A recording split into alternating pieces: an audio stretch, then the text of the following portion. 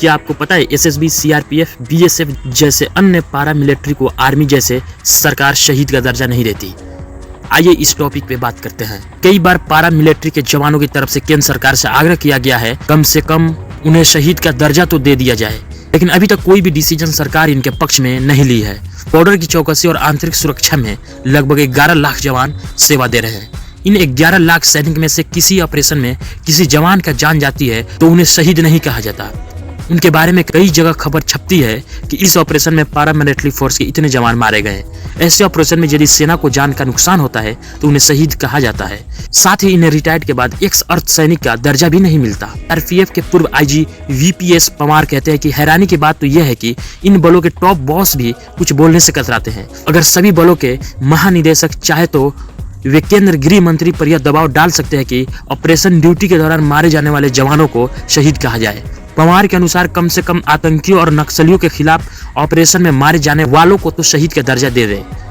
मान ले कि कहीं पर एक गांव है, वहां एक जवान जो बीएसएफ में तैनात है वह बॉर्डर पर शत्रु राष्ट्र की फायरिंग से मारा जाता है। उसकी जो भी फाइल तैयार होगी उनमें कहीं भी शहीद शब्द नहीं लिखा होगा। उसी गाँव में सेना का कोई जवान बॉर्डर पर मारा जाता है तो उसे शहीद कहा जाएगा। इस बारे में सरकार को सोचना चाहिए क्योंकि दोनों जवान अपने ही देश के ही बेटे हैं। यही अंतर देश के लिए जान देने वाले अर्ध सैनिकों के परिवार पर दुख का एक और पहाड़ चढ़ जाता है। बीएसएफ के पूर्व आईजी एमएस मल्ही बताते हैं, अर्धसैनिक बलों की कोई लॉबी ही नहीं है, ऐसे में उनकी सुनवाई कौन करेगा। केंद्रीय अर्धसैनिक बलों की एक जवान को 60 साल तक नौकरी करनी पड़ती है। इसके बाद रिटायर्ड होकर जब वो अपने परिवार के पास जाता है तो संघर्ष करने का समय नहीं बचता। आईपीएस जो कि इन बलों में सुपर बॉस का पद संभालते हैं, वे कभी इस बात को नहीं सोचते कि इन्हें कम से कम शहीद का तो दर्जा दिला दे।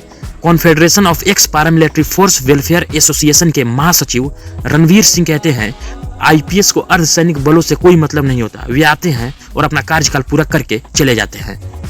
आजादी के बाद करीब 35,000 जवानों ने देश के लिए अपनी शहादत दी है। एसोसिएशन ने सरकार को सैकड़ों ज्ञापन देकर आग्रह किया है इन बलों में शहादत देने वालों को शहीद का दर्जा दे दे, लेकिन कहीं कोई सुनवाई नहीं हुई। अभी तक पारा मिलिट्री फोर्सेस के बच्चों के लिए स्कूल तक की स्थापना नहीं हुई है। सेंट्रल पुलिस कैंटीन पर 50% जीएसटी की छूट देने तक को सरकार राजी नहीं हुई।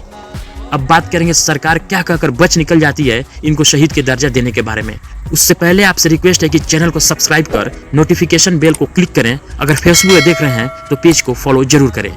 जब मामला न्यायालय में भी जा चुका है, वहां सरकार यह शपथ पत्र दे देती है कि हमने शहीद की कोई परिभाषा तैयार नहीं की है, ये तो सोसाइटी द्वारा स्वीकार्य एक शब्द है। सब जानते हैं कि शहीद का दर्जा भारतीय समाज में सामाजिक स्टेटस का प्रतीक भी माना जाता है। अगर सेना में कोई शहीद होता है तो उसे बहुत सारे आर्थिक लाभ एवं दूसरी मदद भी मिलती है, लेकिन अर्धसैनिक बलों के जवानों को कुछ खास नहीं मिलता।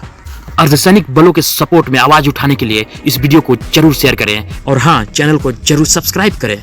धन्यवाद।